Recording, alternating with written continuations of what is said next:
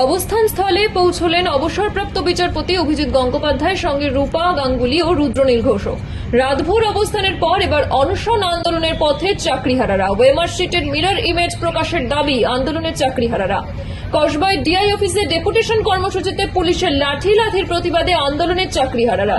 সল্টলেকে SSC ভবনের কাছে লাগাতার অবসানে বসতে চলেছেন চাকরিহারা শিক্ষক ও শিক্ষাকর্মীরা। বেলা 12টায় শিয়ালদা থেকে ধর্মতলা পর্যন্ত মিছিল করবেন চাকরিহারারা।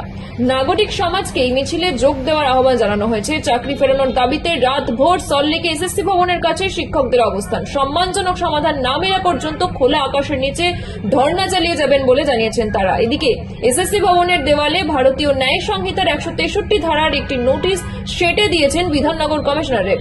নোটিশের তারিখ 21 ফেব্রুয়ারি। নোটিশে লেখা 22 ফেব্রুয়ারি থেকে 22 এপ্রিল পর্যন্ত এসএসসি ভবনের সামনে জমায়েত ও মাইক বাজানো নিষিদ্ধ।